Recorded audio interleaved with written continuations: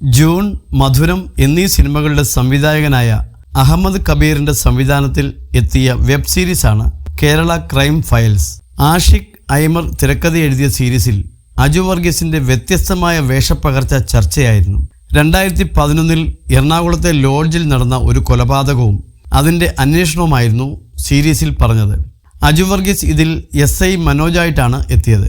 തനിക്ക് ഈ കഥാപാത്രത്തെ മികച്ചതായി അവതരിപ്പിക്കാൻ കഴിഞ്ഞതിൽ സംവിധായകൻ അഹമ്മദ് കബീറിന് വലിയ സംഭാവനയുണ്ടെന്നും വിനീത് ശ്രീനിവാസിന് ശേഷമുള്ള തൻ്റെ മെൻറ്ററാണ് അദ്ദേഹമെന്നും അജു പറയുന്നു. വണ്ടർ വാൾ മീഡിയ എൻ്റർടൈൻമെൻറ്റ് നൽകിയ അഭിമുഖത്തിൽ സംസാരിക്കുകയായിരുന്നു താരം. ഈ വെബ് സീരീസിലൂടെ കുറച്ചുകൂടെ സ്പേസ് കിട്ടിയതുപോലെ തോന്നിയിരുന്നു. കാരണം ഇതിൽ ലെങ്ത് കൂടുമല്ലോ, പിന്നെ ക്യാമറയുടെ മുന്നിൽ നിൽക്കുന്ന സമയവും കൂടിയിരുന്നു. അതൊരു പരിധിവരെ സഹായകമായിട്ടുണ്ട്. നമ്മൾ അറിയാതെ ആ കഥാപാത്രത്തിലേക്ക് മാറിയതായി തോന്നിത്തുടങ്ങും.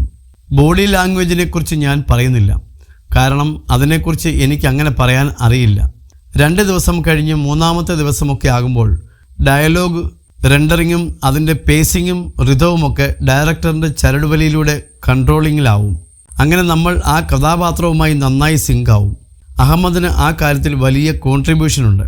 അതുകൊണ്ടാണ് ഞാൻ അദ്ദേഹത്തെ സെക്കൻഡ് മെൻറ്ററായി കാണുന്നത്. അതായത് വിനീത് ശ്രീനിവാസിന് ശേഷമുള്ള എൻ്റെ മെൻറ്ററാണ് അദ്ദേഹം. മനസ്സിൽ അദ്ദേഹത്തിന് അത്തരമൊരു സ്പേസ് കൊടുക്കാൻ കാരണമുണ്ട്. ഒരുപാട് എഫേർട്ട് എടുത്തിട്ടാണ് അദ്ദേഹം മനോജ് എന്ന കഥാപാത്രത്തെ പെർഫോം ചെയ്യാനായി സെറ്റിൽ ഗ്രൂം ചെയ്തെടുത്തത്, അജു വർഗീസ് പറഞ്ഞു.